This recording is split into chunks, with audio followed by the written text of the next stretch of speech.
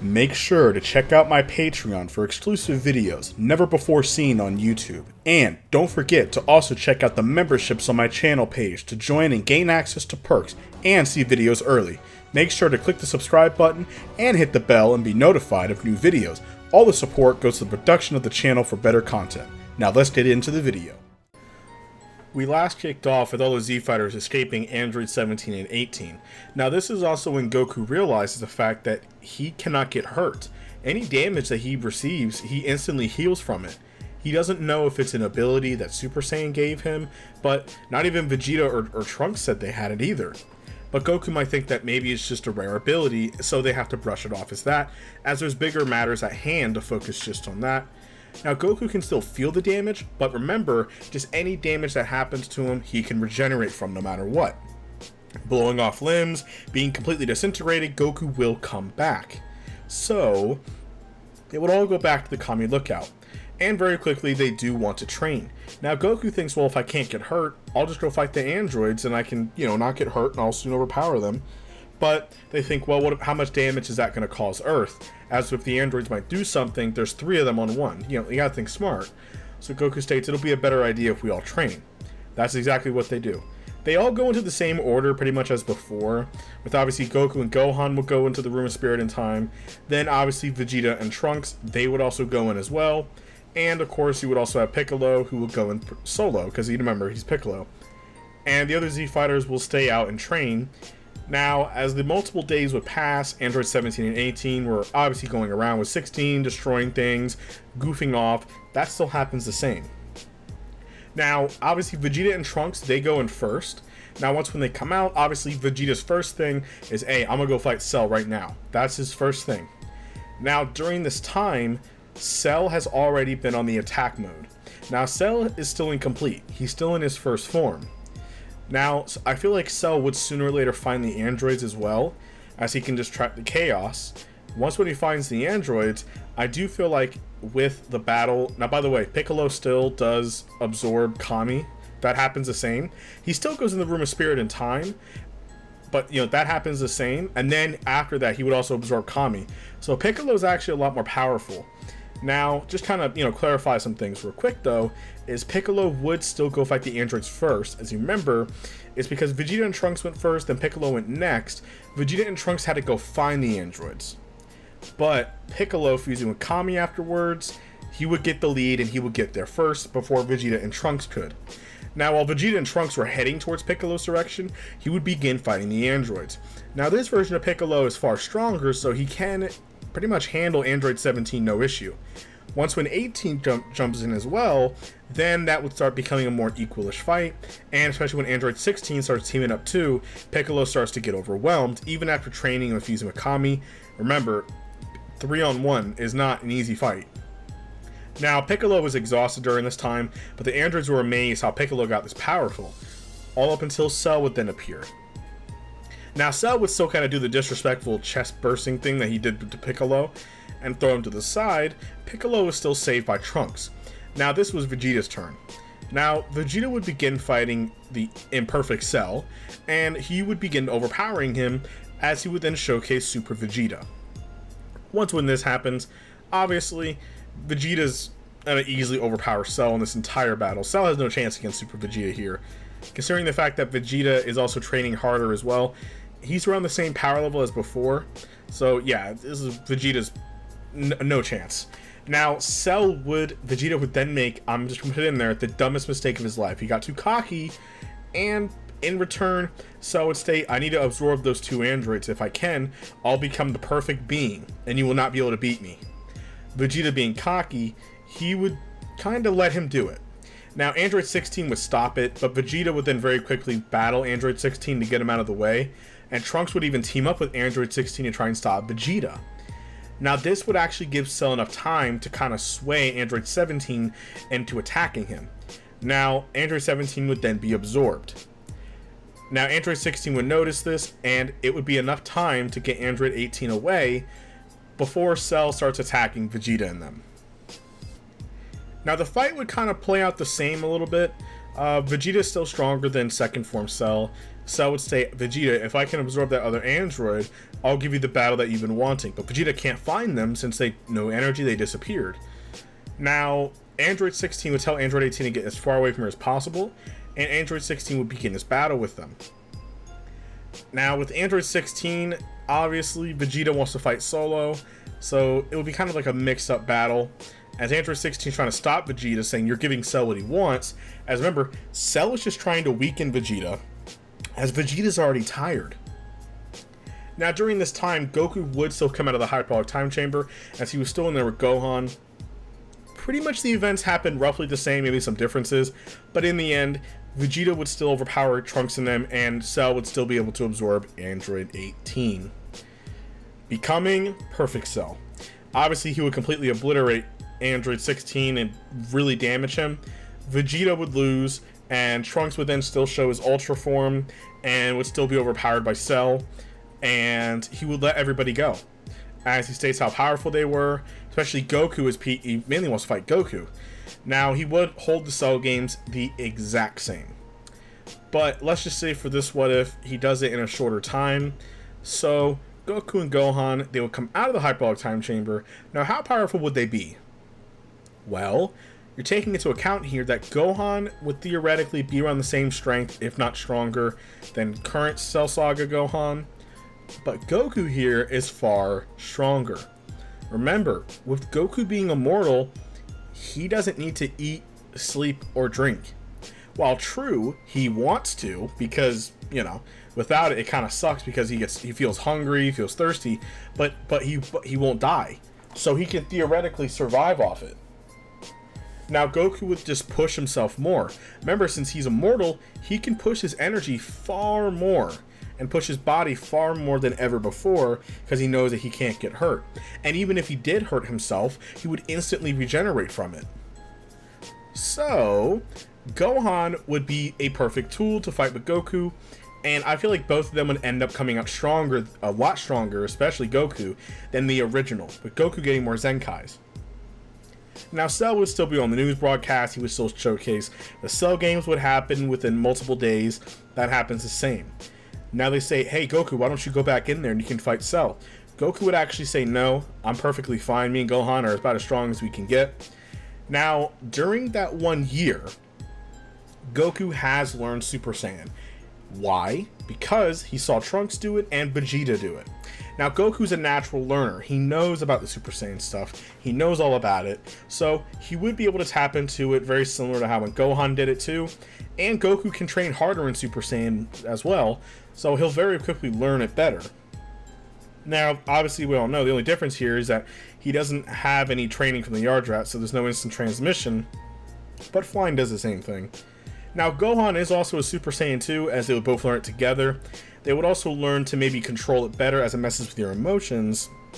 So, Goku and Gohan would still have Stage 4 of Super Saiyan, which is Mastered Super Saiyan, to where they are calm and collected in that state, and they could make better decisions. Now, obviously, Vegeta was mad that they already surpassed him, as per usual, and he would want to go back in the hyperbolic time chamber, which they can. As, remember, they did it early, and there is plenty of days left where they can. So Vegeta and also Trunks would want to go back in there to train. And even Piccolo even wants to go back in there as well. They obviously told Goku, saying, Goku, you need to go back in there. But Goku says, nah, I'm good. I'm about as strong as I can get right now anyway. Now, time skipping to the Cell saga. Now, once when this happens during the Cell fight, Goku would obviously go up first. Now, during this time, Goku knows about Gohan's hidden potential, but in their training, he never saw Gohan go Super Saiyan 2. Remember, Gohan just turned Super Saiyan 1 and just started, so yeah, it would be a little bit different here. Now, Goku, I would not be shocked if Goku knows that there is something past Super Saiyan. It makes sense that you can bulk up your muscles, and then you can also add speed on top of that. Remember, Goku's been pushing himself even harder because he can. So, during the 1 year, you'll be surprised of what Goku has learned, and we'll talk about that very shortly. Goku would begin his battle with Cell. This is very interesting, considering the fact that Cell is kind of semi-immortal. He can live forever, but If enough damage is dealt to him, he can die, as if you destroy all of his cells, he'll be obliterated and killed. Goku's a bit more. But Goku and Cell would begin their battle, trading blows back and forth, just like the original. Goku here was actually stronger, so it was making Cell have to use more of his power, but to each of their own, Cell is still stronger than Goku. During that time, though, Cell starts to notice that any damage that he does to Goku, it's not hurting him. It's not really doing any damage. Goku seems just as fresh as he was when he first started. And Goku's energy is not depleting at a rapid rate. What's happening? And his stamina is the same thing too. Now Goku knows that this must be this ability or something. He doesn't like it, as it doesn't feel like he's actually fighting. But at the same time, Goku is getting hurt. He knows he's getting hurt. He can feel every bit of it. Whenever Cell hits him, it just obviously heals instantly, which he doesn't like that, but he can't have enough time to think about it. So Goku would still be continuing his battle with Cell. Every single crashing blow, Goku is slowly getting more powerful, because every time that he heals, he's getting stronger. His body's getting more durable. He's getting little Zenkais here and there as the fight continues on. Now Cell will start to get irritated about this, and this is when he would do a full power Kamehameha, surprising Goku at Cell's full power speed instantly, and it would blow half of Goku's body off, just leaving his legs on the floor. Now everybody was horrified. Cell obviously thought that he won there. He went 2-bit overboard, but he thought he won. But then Goku's body would instantly regrow, and obviously his outfit was still back, the same, but it was still just as torn as before. Cell was completely shocked. How is this possible? How does Goku have this regeneration ability? Maybe Cell thinks that, it's not in his database, that Goku doesn't have this. How does this make any sense? Now during this time, remember, Vegeta was in the hyperbolic time chamber. Vegeta would then come out and fly right towards the Cell arena. Now this is when, obviously, Goku knows that his stamina is starting to get a little bit low. Even though Goku's immortal and everything, he still has stamina, and he's still getting tired as he's fighting for a longer period of time. His stamina and energy is far better than it ever was, but he still will get tired the exact same. That's the only way to beat an immortal Goku. Tire him out somehow. Now, that Goku was getting tired, even though Cell was beating him up, he was fine. Goku was like a punching bag for Cell. But now Cell was getting exhausted. Remember, Cell was already tired from his first fight with Goku and injured, but now adding in the fact that they're fighting for way longer and more brutal, Cell's getting really exhausted. Now, we cut into when Vegeta shows up. This Vegeta is a lot more powerful than his original self because he went back in the hyperbolic time chamber, getting even stronger. Now, this version of Vegeta took Goku's advice when they came out about the Super Saiyan ability and about Stage 4. So Vegeta has learned that, and he has added that in. So Vegeta has mastered Super Saiyan. He swallowed his pride, which is really good character development, and also Trunks is the same way as well. But Vegeta actually surpassed Trunks. Why? Because Vegeta did very little training with Trunks in there. Vegeta was actually focusing on himself mainly. Trunks was just there to be a punching bag every now and again. Now, Trunks still got a lot more powerful, but Vegeta started surpassing him, as Vegeta does have his latent potential as well, and Vegeta has a bigger motive against him. So then, Goku would then remove the top of his G, as he still has the blue shirt on. Him and Vegeta would then team up to fight Cell, which is very odd, but Goku says, Vegeta, just this once, let's just team up and take him down, because if we don't, he's going to destroy all of Earth and everything. Now, Vegeta would obviously say, let me fight him first. Vegeta would fight Cell, but Cell, I think, is still stronger than Vegeta. Now, Vegeta at this point is probably as strong as Goku was in the original, which Goku was far stronger than Vegeta. He even stated that. Now, teaming up together, though, fighting in sync, as Goku and Vegeta would finally team up for the first time, attacking Cell, putting aside their differences. During this time, Gohan was very calm watching, as he could have jumped in as well, but it's not his place to, and he thinks that just because of those two fighting so in sync, he'll most likely get in the way. Obviously, Cell was getting overrun by Goku and Vegeta, not to mention the fact that Cell was exhausted, so he's had enough. He would then charge up his solar Kamehameha, as he was going to completely obliterate the solar system. He's had enough of this. Now Goku during this time would then showcase a new ability that he's been learning. Now Goku here would then scream Super Kaioken.